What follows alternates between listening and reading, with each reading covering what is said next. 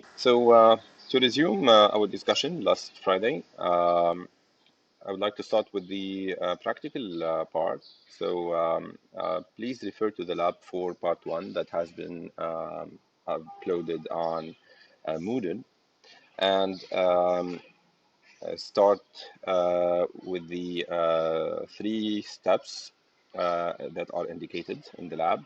So the first one is um, to reproduce the MPI Hello World example that was given in the slides. Um, so try to, with the slides closed, after you review the example, try to reproduce the code on your own, compile it and run it. And just in case you need to install the MPI CH library, then please go ahead, do it.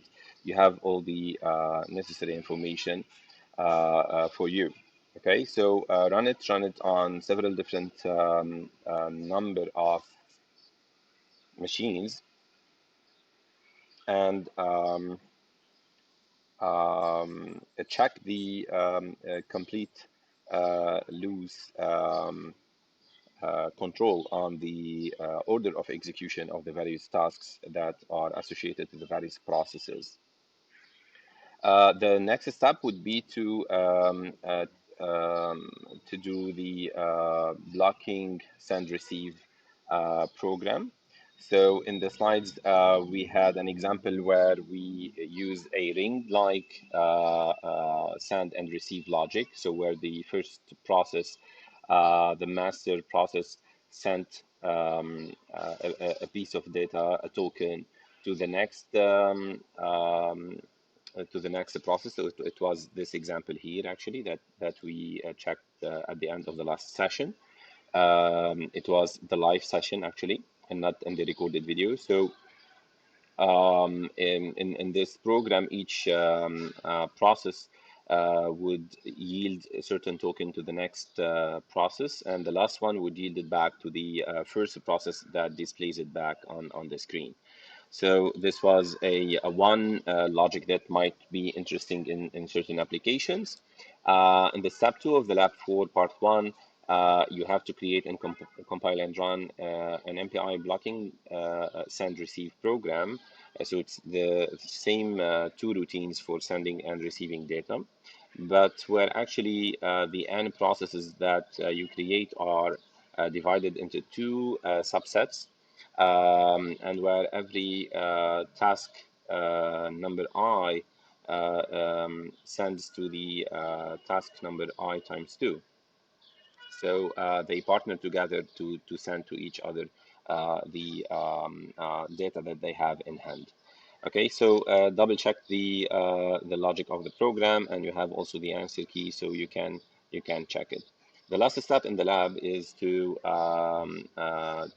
check few MPI buggy programs. The idea is, of course, to avoid such pitfalls. So the three undesired behaviors are as follows. The first one, you will notice that it would hang just because of a tiny miscoding parameter. For example, if you don't choose the same message tag, or you don't listen to the same to the exact sender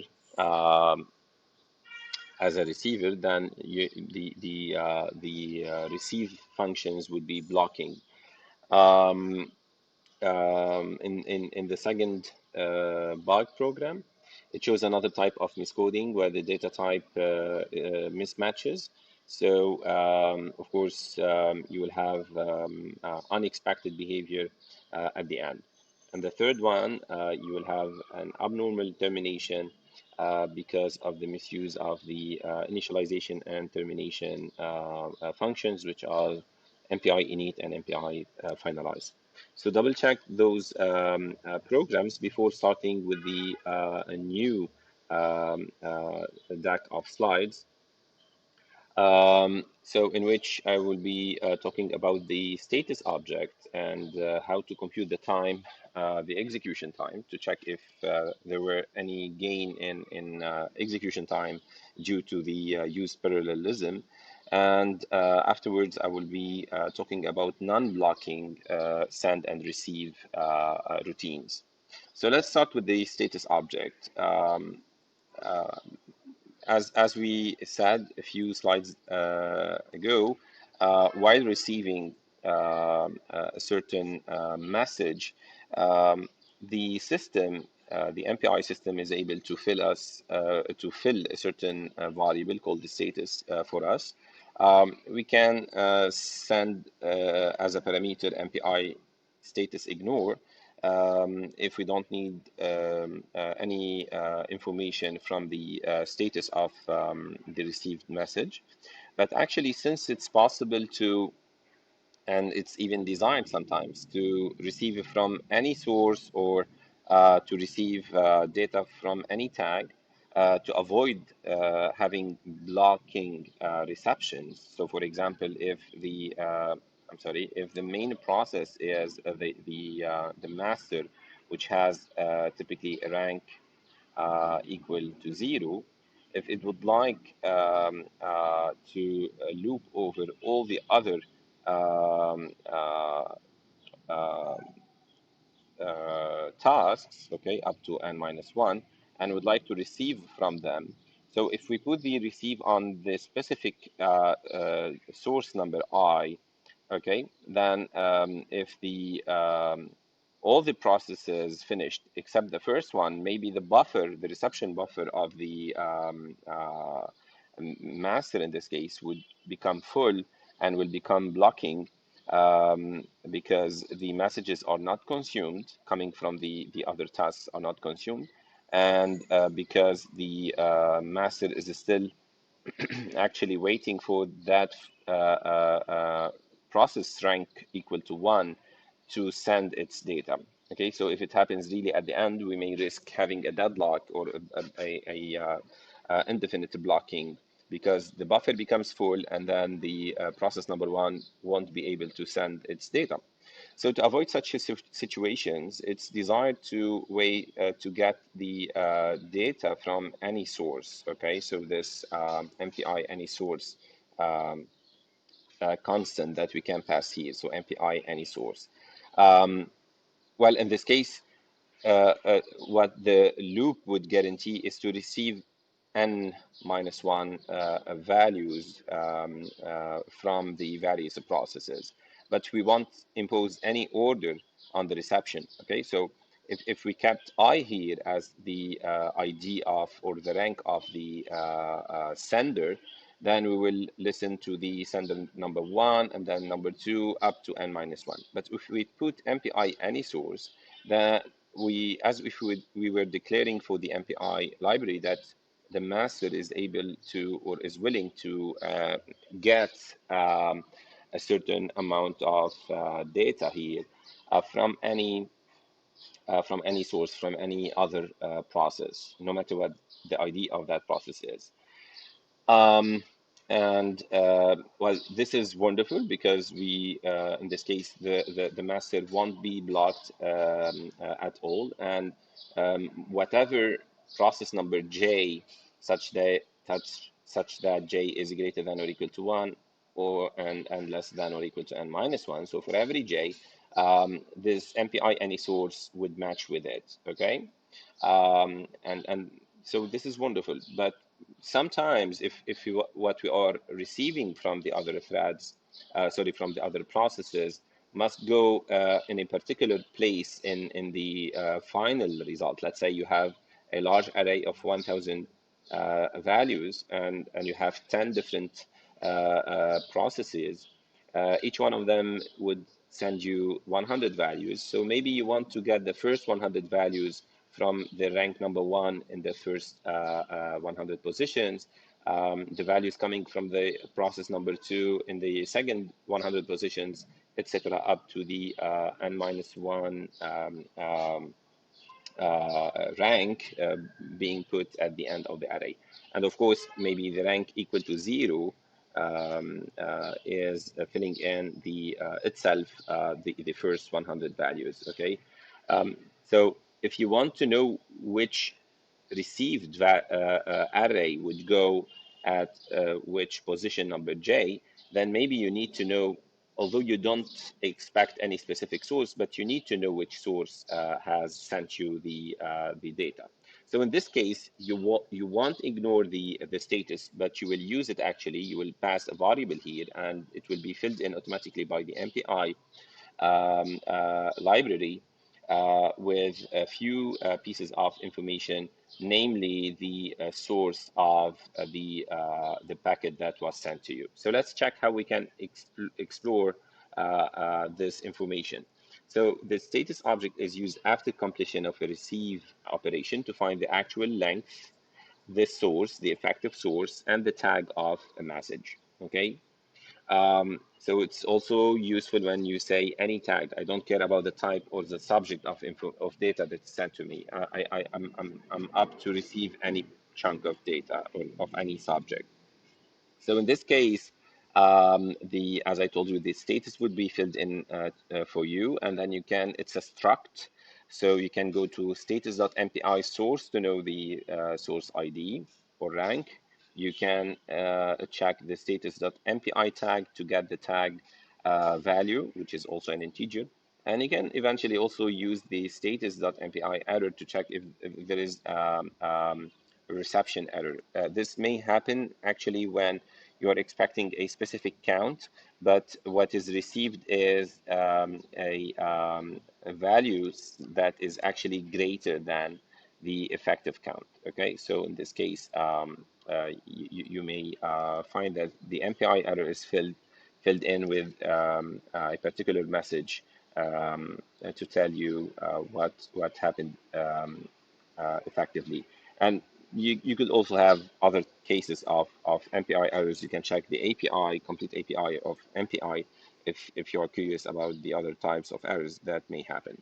So the number of elements that are received, it can be obtained from this method call. So you have to pass the status to it to extract the exact number of packets that or the exact size of the buffer that you receive. Um, and this is typically when the received count is smaller than the effective count. Okay, so if you want to get the exact count, you have to use this get count function. Okay, so you need to do this. um, you should remind the MPI library what data type you were expecting and what was the original count that you sorry. And here it will the library, the MPI library, would actually fill in the effective a number of received or the effective size of the received buffer in in this variable. Okay, so again, to extract it, you need to provide the states and the data type that you were expecting, and you call this method MPI get count, and then it will be filled in automatically for you. So the status, return the status of the received operation, the data type of each received buffer, and the count, the number of received elements that you had in hand. So let's see an application, a typical application where you may need to use the status object. So imagine that you have this scenario. We have two groups of workers. Okay, so you have the master and you have your processes being split into two different groups. Maybe the first one is doing something um, with a certain satellite image, and the three other processes are using uh, previous results to make certain prediction on the weather. And then you want to combine both results and display them to the end user. So each worker process collaborates with others in a group. Okay, so they may exchange data between each others. Okay, but then they compute some task, let's say up to 100 elements, but you are not sure whether it's really a fixed number or not. Okay, so a typical example, you may ask your workers to compute a certain number or to compute all the prime numbers within a certain interval. Okay, let's say from zero up, or let's say from one up to 100,000. and here from 100,000 up to let's say 1 million, okay, something like that, okay. So um, in this case, yeah, so let's reduce it a little bit. So let's say up to 100 here, and from 100 to 200 there. Okay, so we know that maximum we'll find 100 prime numbers. It's clearly less than that, so we know that half of the values are not prime. So by the way, we can go up to 200 here and 400 there, from 200 to 400. So, and we know that in the best case, we will have 100 elements. It's clearly much less than that.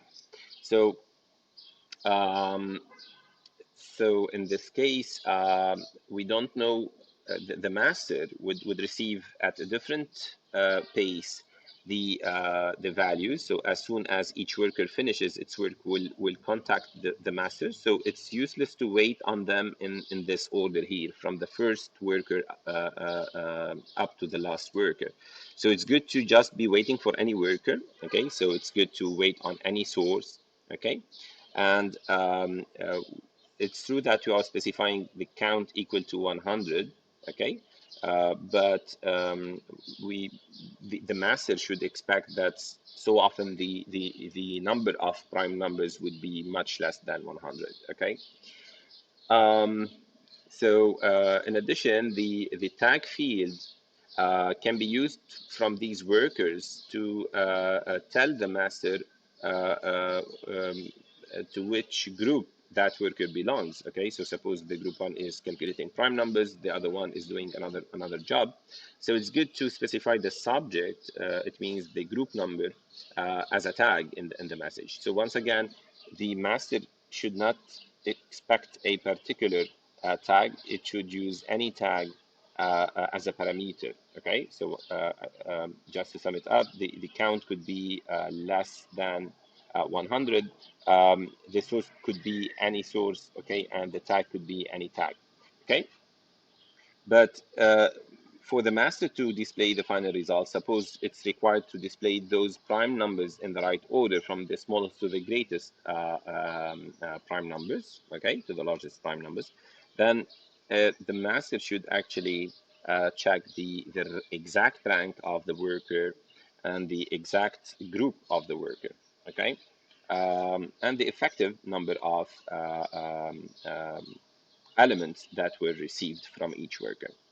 So imagine that we determined the group IDs earlier, that we split the work correctly, and then for any process that is not the master process, they would send data, as I told you, to so here, just to mimic this random number of values, we clearly use here the rand function. Okay, so just to guarantee that there is a random function, sorry, a random value between 0 and 100 that is sent, a different count each time that is sent to the master. And it's up to the master to understand it.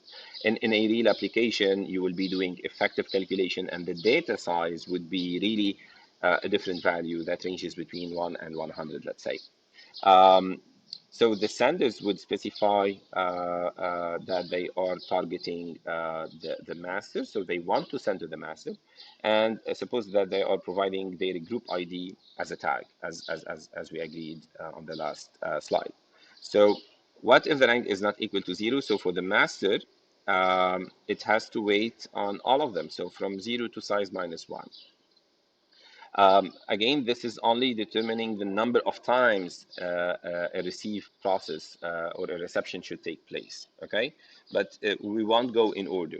We won't use I here as an index of the source, okay? We are going, on the contrary, we are going to say that we want to receive up to 100 in the worst case, okay? The best case, call it as you like. And we specify that the master specifies that it wants to receive from any source and from any tag, okay? But in this case, it will fill in this parameter correctly. It won't ignore the status. It will create a status variable and will ask MPI to fill it in for it, okay? Um, To get the effective count of elements that is sent, we will read it from this, actually, from the and status, given that it's a buffer of integers, and we will get the effective count here in this variable. And then, as you may see, we can display which worker exactly from which group exactly, what it sent exactly as a number of elements. And we will get this from the status.mpi source, from the status.mpi tag, and from the count variable that was filled in by the MPI get count here. Okay. So I'm sure you can easily fill in these snippets of code and try it on your own if you'd like to. Otherwise, I think it's quite understandable and reasonable as an example of the importance of the use of the status in certain applications. Okay, good. So by the way, if you complete these slides until now, I think you are ready to create almost any MPI application. Okay, the remaining set of routines that we will learn, they are kind of either optional or they are richer. Clearly, they are richer than the simple receive and send functions that we just saw until now. And they allow for certain performance enhancements, and particularly for group communication, when you want to send in masses to all the other threads or processes the same chunk of data, or you want to receive from all of them a certain piece of data, or you want them to sum up their intermediate results in a final global variable, but you don't want them to do it in parallel to avoid having garbage values or incorrect values. So you want them to do it in a synchronized way by doing reductions, as we learned in OpenMP, for example. So so all the other functions are just there for richer, more expressive API calls, but those ones init, finalize, come size and rank to get the total number of friend processes and to get the its own rank, plus MPI send and receive, the blocking version of communication in MPI. They are quite sufficient to do almost any program that you may think of in MPI. Okay. So let's learn more about the other functions that are more expressive and so often makes your life easier. So the first one of these functions are the MPI time function that returns the time expressed in seconds as a double value. Okay. So how we use it, we at the beginning of the maybe right after the MPI init, we can call the start time equal to MPI time. And then when we really finish, before calling finalize, we can call, or at any other moment, we can call work time equal to MPI work time minus start time. Okay. And in this case, we will get the time interval in seconds between the two calls. So if we were doing certain parallel work in there between the two phases, okay, between the two calls of MPI time, we will be able to know how many seconds were elapsed meanwhile. Okay, so and this is how we can measure whether we gained some time by using the parallelism in our program. Okay, so this is just a side note. Now we get back to one of those very rich and expressive functions of data exchange, which are called MPI send and MPI receive. Okay, um, which actually stands for MPI immediate send and MPI immediate receive. Okay, so these are non-blocking variants of the send and receive routines. Okay, so just in case you didn't know it until now, so yeah, surprise, surprise, MPI send and MPI receive, although I think I mentioned it earlier, but they are actually blocking communication calls. I think you can fully understand why receive is blocking, because if I want to receive in a certain buffer here, okay, and on the next line, I'm printing out this buffer, okay? So I don't want to go to the print statement unless the buffer is really fully filled in, okay? So it's a clear, very clear why the receive function would be blocking. It doesn't shock you, I think. It's like calling cn or calling scanf, okay? So they used to be blocking instructions. They wait with the cursor blinking on your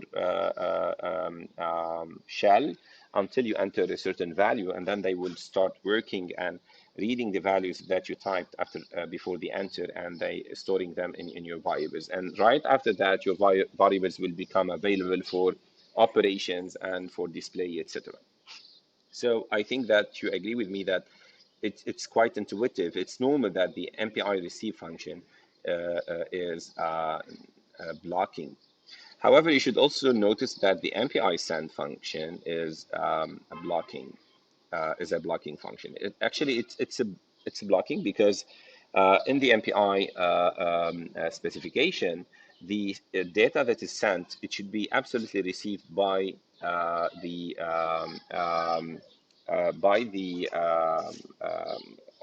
receiver before the buffer can be used and changed in the memory of the sender. Okay, so it should be received on the other side. So it might not be received in the memory in the RAM of the first sorry of the receiver, but at least it should be received in the system buffer of the receiver.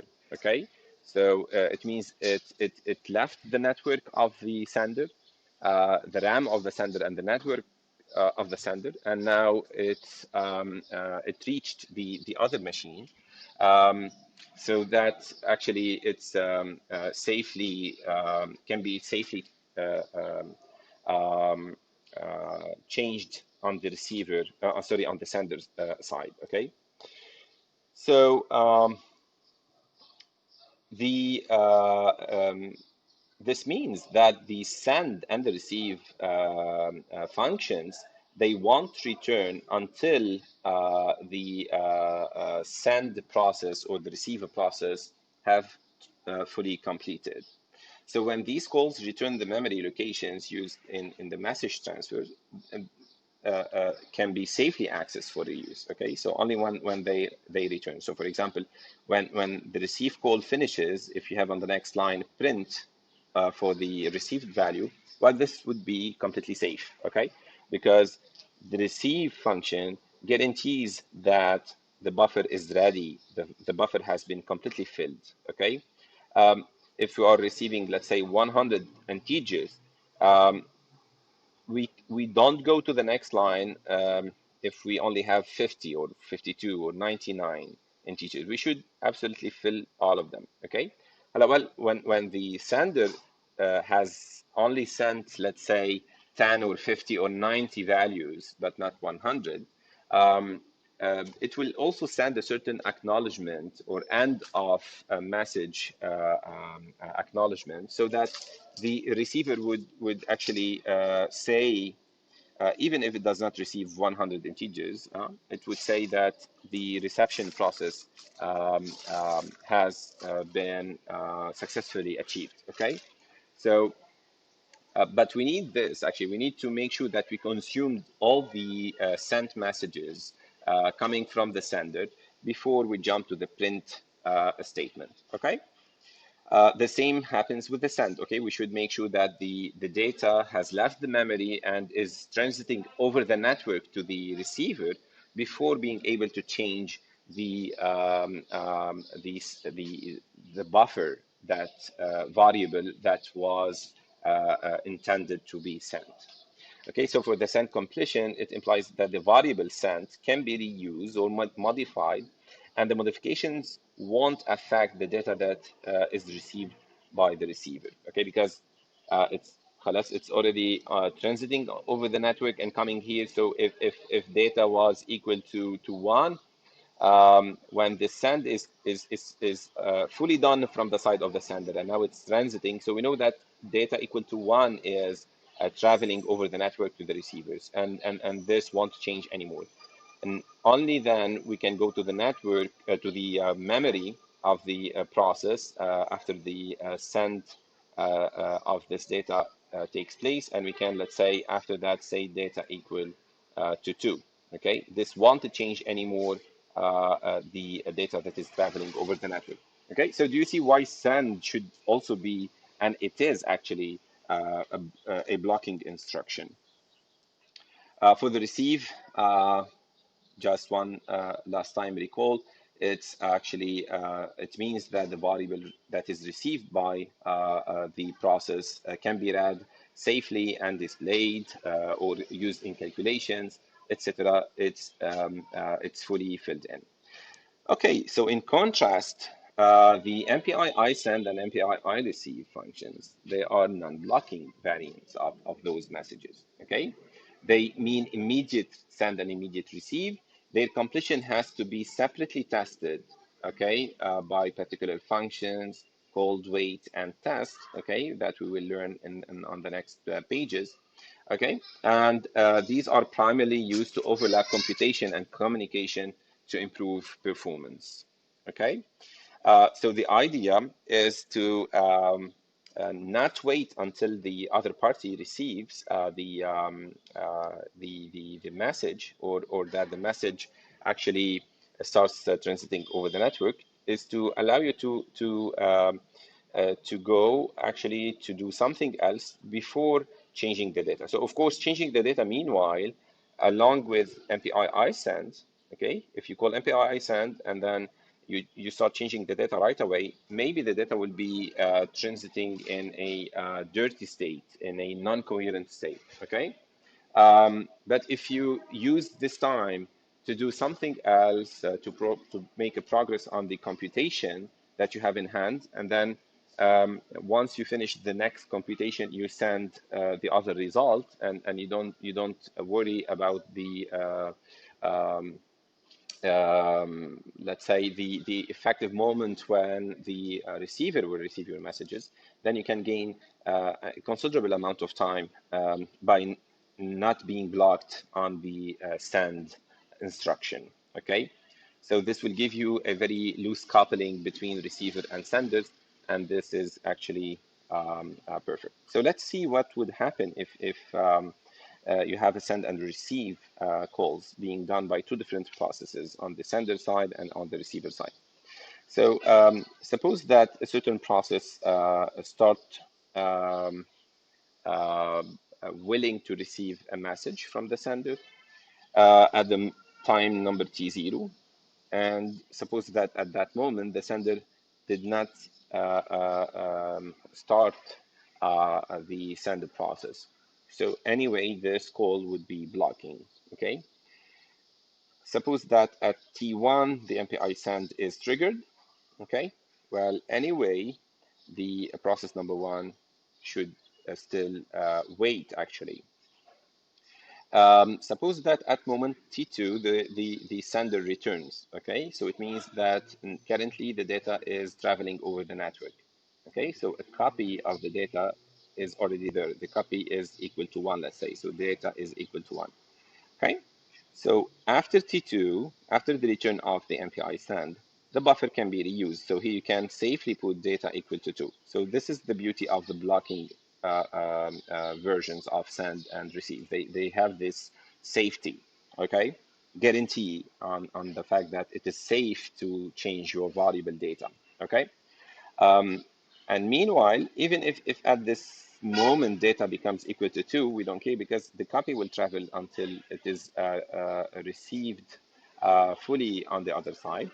And only when the receive returns, only at T4 here, just after few nanoseconds maybe, the buffer is clearly safe to be used in computations or displayed, etc., because it contains the exact correct value, which is actually data equal to 1. okay, as it was effectively sent by the sender. We will see that this is not the case with the MPI. I send immediate send and I receive immediate receive.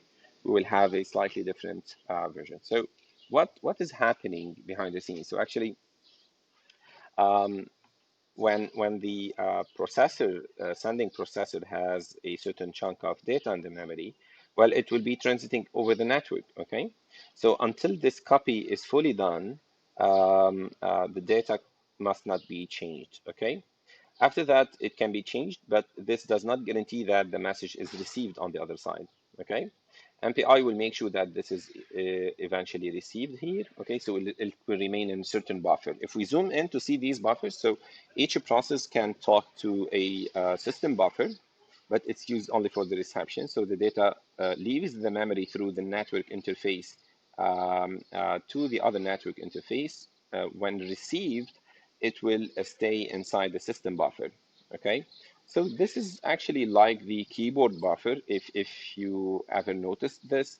Um, so when you type something and your computer is freezing, so you may not see right away the word that you typed on the screen, but it won't vanish. Actually, it will be stored somewhere, stacked somewhere in the memory, okay, actually in the buffer that corresponds not to the network as in MPI, but to your keyboard actually. And it will live in the system, in that system buffer, until your GUI is ready to receive it and display it, and then it will be shown on the screen. So the receive function will be blocked until the data is copied from the buffer fully in the memory until the last bit, and only then it can be used by the process to be again used in calculations or displayed on the screen or stored in a file, etc. Okay. So having this idea in head is really good to imagine what's happening and why it could be sent but not yet received, but nevertheless the send is safe, and once it returns, it actually means that the data buffer on the sender side can be changed. Okay, although it's not yet received fully on the other side because it's already transiting on the network. It left the memory of the sender, but maybe it's on the network medium or stored in the system buffer, and it's waiting until the receiver reads it. And this also explains to you when I told you about the case where the master waits for the other n minus one processes.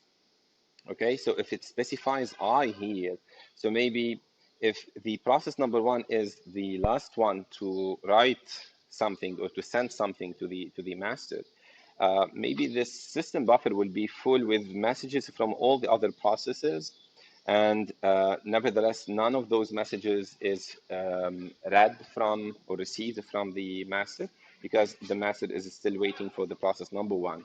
And this is why we may fall in a blocking or deadlock case. Okay, the receiver from one cannot be executed because one is not able to send, and because the system buffer is already filled in with messages from all the other processes, let's say from 2 to n minus 1, or any other combination of or subset of these processes from 2 to n minus 1. Okay, so this is why the block of the send process depends on the chunks of data, on the amount of data that you are exchanging between the processes, on the system buffer size, and on the implementation details of the MPI library to know what does it do with your transiting data. For more information, you can read about buffering, blocking, and unblocking directly on the LLNL tutorial page, where you will find a wealth of information about it. So let's check two other examples of deadlock with blocking communication. So in the first example, um,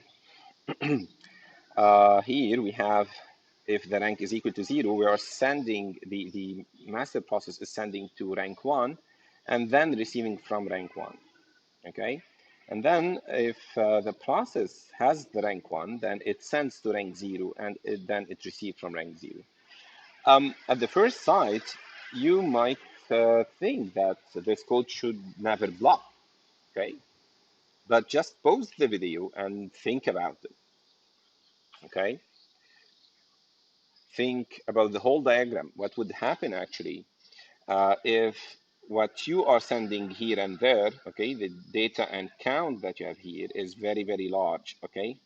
Okay, so suppose you are sending billions of values, okay? And at the same time, look here, so at the same time, before receiving on the other side, you are also sending from the side of um, um, the other process, okay, the process number one, you're also sending a very large amount of data, okay? So in this case, both system buffers of the sender and the, or let's call them, both of them are senders currently. Um, so their system buffers, they will become full because the other process is sending to them, to each one of them. They are sending to each one of them a large amount of data. Okay, so the system buffer will become full, and then it will be the case that the master is not able to complete the MPI send maybe, and the process number one is not able to complete the send process neither. Okay, and this will make it impossible to jump to the next instruction MPI receive, and same for the other process. It won't be able to go to receive. So do you see? So we have a deadlock or an interblocking. Okay, so each one of them is blocking the other because it's not able to receive from the other until it finishes its sender process. Nevertheless, it cannot finish the sender process because it was overwhelming for the other. The other is not able to, the system buffer of the other party of the other process is not able to accommodate all the received data. Okay, so do you see the kind of scenario? So just imagine in real life settings that you and your friend, you have a large plate in your hand, and yeah, so you have a large plate, I don't know, of any type of food, let's say fruits, and you want to offer them one of these fruits, or to take that very large dish. Okay, so if both your hands are both hands of both of you are busy, so you won't be able to give him or her the dish, and you won't be able actually to receive neither their dish. Okay, so until one of you put the dish aside, okay, and take the dish offered by the other, okay, you won't be able to exchange your very large dishes that require both hands to be used to offer it to the other. Okay, so do you see? Um, and clearly, if we reverse the order of send and receive, uh, um, no blocking will take place. Okay, so simply when the process number one is sending, we should have been receiving on the other side, and once the data is received and stored in the memory safely, only at that moment we can actually go ahead and send to the other process that will be in at that moment receiving. So just inverse the order of one of these two instructions. So maybe you can put send and receive on rank number 0, but you have to actually put receive then send on the rank number 1. Okay, you can also do it the other way around, but you should be receiving on one side when the other is sending. Of course, if the amount of data is very small, let's say few integers, maybe a few kilobytes also, this would fit within the system buffer, okay? But in certain circumstances, in certain operating systems, where the system buffer is low and the MPI implementation does not find any alternative to store your data aside, the send on both sides will be blocking.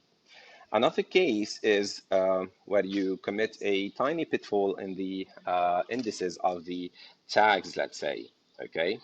So imagine you just flip the tags ordered. So the first process is sending you data of type 1, of tag 1, and then data of type 2. But on the receive side, you are willing actually, or declaring that you want to receive data of type 2 and then data of type 1. So again, if the size of the data number 1 is very large, okay, so the MPI, the first MPI send will fill in the buffer, and maybe you still have a certain chunk coming to the network, but not filling, not fitting in the system buffer, and hence the send cannot return. Okay, the send is blocked, the first send. Nevertheless, it won't be a change. The situation will be blocked indefinitely because the receiver is willing to receive data of type 2 first. Okay, so it won't reach the second instruction, receive data of tag equal to 1, because it's waiting on the data type number 2, okay, or tag of tag 2. Okay, so this is also another case where you have blocking communication.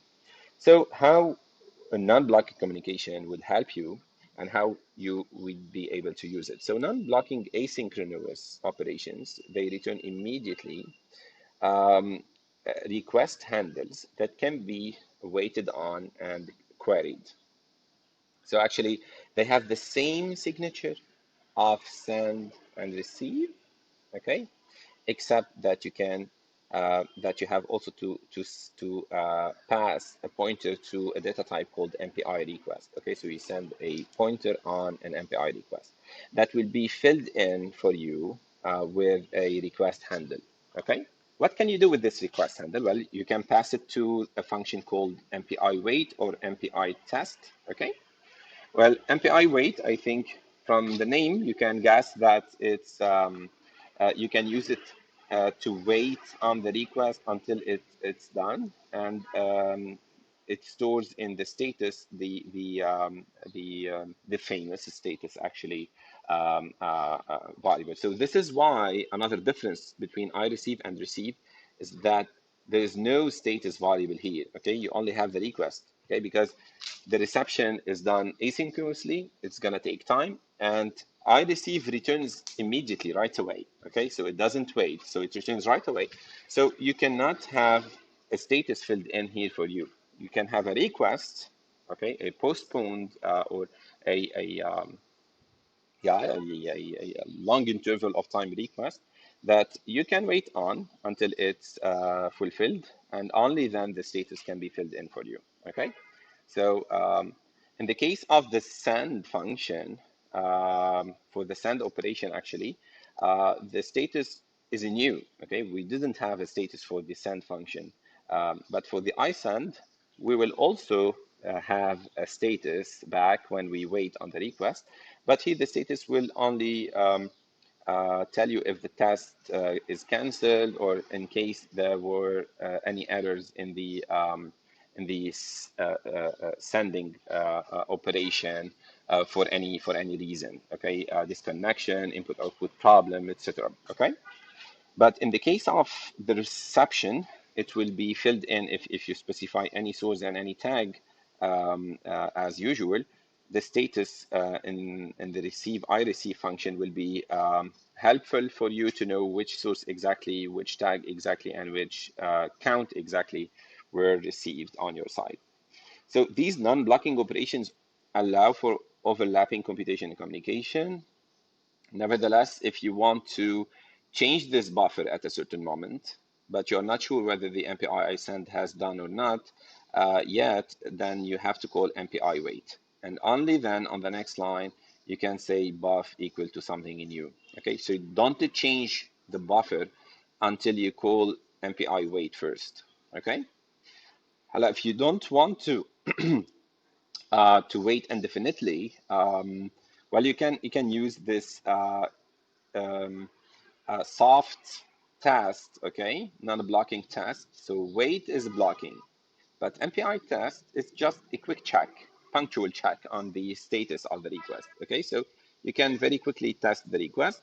It will fill in a flag for you, and the status also, just in case the reception process is completely done. Okay.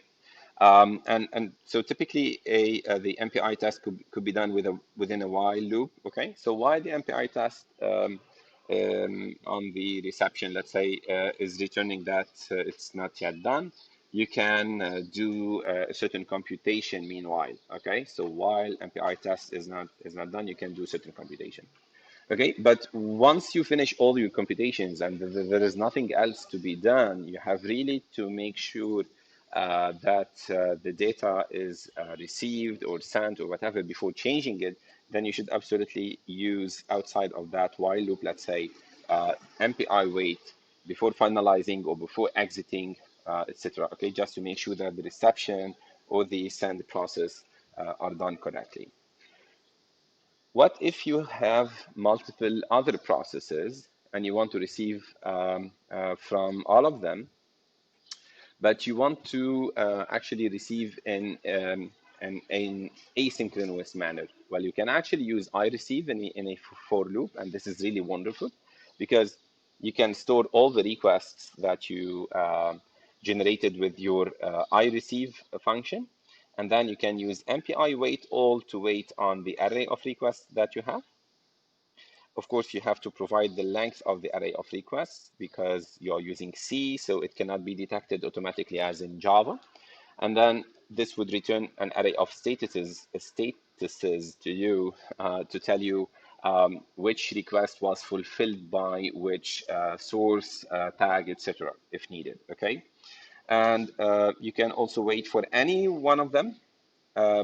Just remember, these two cases are very useful in plenty of applications. And for example, if you want to count the total number of occurrences of a certain word in multiple files, well, you have to wait for all the processes to finish their work until you display the final total number of occurrences of the word in all the files in which the processes search. But if you have a dictionary file that is split over multiple processes, for example, then you can, as soon as any one of the processes finds the word in one of the files, in its corresponding file, dictionary chunk, that in which it is looking, well, you can return the results right away to say that the word exists or not in your dictionary, just in case, for example, you're implementing a spell checker. Okay, and sometimes you want to wait for a certain number of processes to finish. So here you specify the number of requests, but in the other parameter out count, you specify the desired number of completed requests. Okay, so this function will wait until this number here is met. So you can wait, for example, for 4 out of 16 to finish, or for 3, or for 2, or okay. And which ones finished, to know which operations are have been completed successfully. Well, you can have which requests were done. You can use array of indices here. It will be filled in for you with the indices of the processes that finished correctly. And with this array of statuses, you can get the number of exact sources, tags, and number of items that were sent from each of the other processes that you were waiting on. Okay. So there are corresponding versions of MPI test for each of these. So we can use also MPI test all, test any, and test some. They work exactly the same way as with the wait function, except that they don't actually, they are not blocking. They are not like the wait function. They are not blocking. So let's see what would happen if you are launching those non-blocking immediate send and receive. So suppose at time number 0, process number 2 here, and you have process number 1 there. So process number 2 launched an iReceive.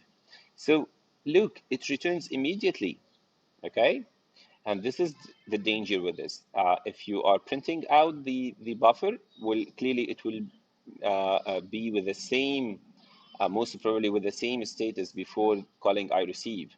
It won't be ready to be printed out, okay, guys? If you use it to do calculations, your calculation will be wrong because the buffer won't hold the right value that you received, that that you are intending to receive from the sender, okay, from P1. So suppose that meanwhile you won't use the buffer immediately, but you can do other things, okay, other computations, okay, independent of the current buffer, okay. So you can do them, okay. At a certain moment, if we trust that P1 will launch an ISEND, okay, well, the ISEND would return also immediately, but you have to make sure that you don't use the buffer because it's not available yet, okay? If you change it, then certain garbage values will start transiting over the network, heterogeneous values, incoherent values. So suppose that at T5, the send function finishes, and at that moment T7, the transfer finishes. So starting from T8, you can safely change the buffer, but maybe you don't know at which moment. So this is why we call MPI wait. And if you call MPI wait here, for example, it will be blocking. So if you call MPI wait starting at this moment, you will remain blocked until this moment here, okay? If you call it there, okay, if you don't call it earlier and you call just after the transfer is done, well, it will return immediately, no problem, because the buffer has been already filled for you. Okay, so calling wait, it's just a guarantee before using the buffer right away. It's a guarantee that it has been correctly filled by the sender, um, by the data that was sent by the sender actually. And then if the sender wanted to make sure that the buffer became available before changing it, well, it also has to call MPI wait. Even if it's called right away here, okay, it would wait until here to return and to make sure that actually the buffer is available for you. So now if you call buffer equal to something else, it's completely safe. You can do whatever you want with it, okay? And here, if you want to print the buffer, the received buffer, or if you want to make a calculation on the buffer, well, it's also completely safe, okay? So if in your application there is nothing to do, okay, here we noticed that the only gain is that we could do something else. If in your application you have nothing to do but to wait for the sender, well, you can use the traditional receive function, okay? I see it completely useless to call MPI I receive, okay, and then right away MPI wait, okay? Okay, so this is 100% equivalent to the normal MPI receive. Okay, so nevertheless, I find that sometimes it's um, yeah, so if sometimes it could be useful, but again, if it is the case where you want to wait for all the others to send to you, well, you can use any source and any tag, okay? And in this case, your code won't be blocking because of the tag and because of the source that you are waiting on, okay? In this case, you don't need I receive, okay? No need for it. Um, so again, because it's useless actually, okay? So if you are going to make a loop for to make I receive and then another for loop to make wait on all the requests, well, this is not really necessary, okay? um, do you see? Okay, so just make normal receives, but use any tag and any sources to receive in any order you want in this case. Okay, or at least any source to receive in any order the chunks of data. So I hope that these diagrams are clear for you. So you should be able to tell this story by yourself, to yourself, and to the others. Particularly on the exam. So let's discuss a little bit the message completion and buffering. So for a communication to succeed, the sender must specify a valid destination rank. The receiver must specify a valid source rank. The communicator must be the same. The tags must match, and the receiver's buffer must be large enough. Okay. So even if you are so if you are using ISAN, these elements must match actually. Okay, so with a send actually, a send has completed when the user supplied buffer can be reused. Okay, so here comes the difference with between MPI and MPI ISAN. Um, so here, for example, if you change buffer from 3 to 4, it's totally okay. The receiver will always receive a 3, even if the reception process did not started or start or did not complete yet. On the other hand, when you use ISAN, if you put buffer equal to 4 right after the ISAN without waiting, we are not certain if the receiver gets a 3 or 4 or anything else in between. So you should absolutely call MPI wait before changing the buffer. So just because the send completes does not mean that the receive has completed. So the message may be buffered by the system or may still be in transition over the network. Okay.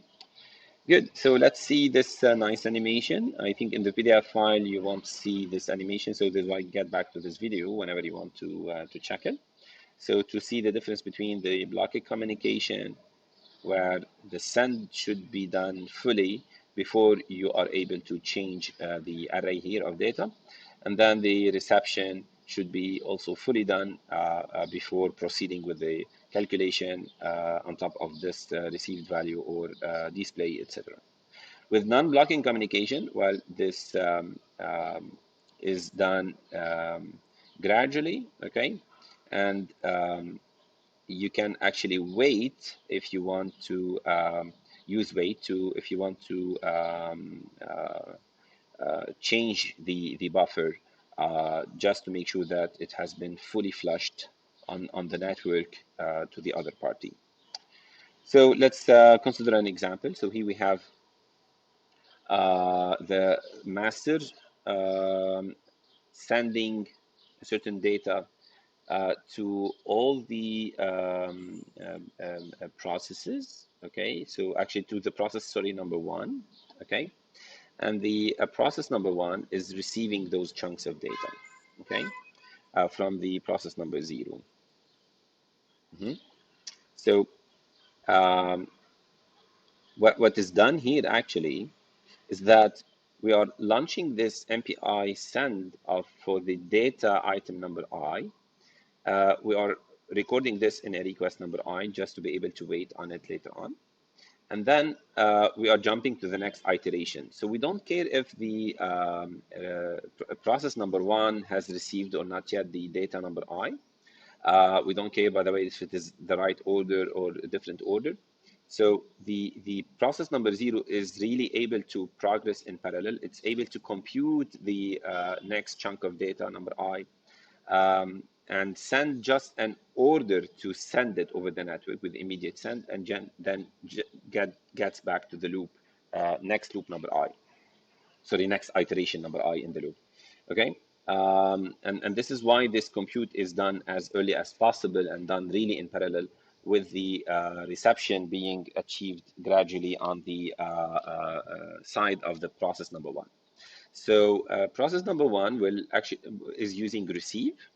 So it's forcing itself to receive the data chunks one by one, starting from the index 0 up to the index 999. Okay. So why not, as long as we are guaranteeing that these chunks of data are sent almost in the same order, or actually in exactly in the same order. So no matter what, this compute is taking time, these receive functions will play eventually and will get the messages as soon as possible before having a blocked reception because the buffer is full or whatever, okay? So because we are working from 0 to 99 on both sides, we can use receive, the blocking version of receive. So this shows you a combination of blocking and non-blocking instructions. They work together, no problem, okay? We could also, of course, use iReceive, but we had to, we should have done a wait on all before jumping out. As you may notice, the master process is calling MPI wait all because otherwise it would jump outside of the loop and then we'll call MPI finalize. So it's good to wait until all the requests are handled before exiting the arena of the MPI runtime environment. Okay. So yeah, this is one of the examples, and you will see others in the lab part two next week. Okay. Talking of which, we will make a quick review of what we have explained today on Friday, and then we will jump to the last part, which is about collaborative communication. And then we will be done with this part about MPI by next week. Once you do the lab for part two, corresponding to these new material, this part will be done, and then we will jump back to the introduction part of the course where we will compare all these techniques, shared memory and shared nothing parallelism, and we will also practice on several exercises and previous exams before as a review for the final. Okay, so thank you for your listening, and see you next Friday.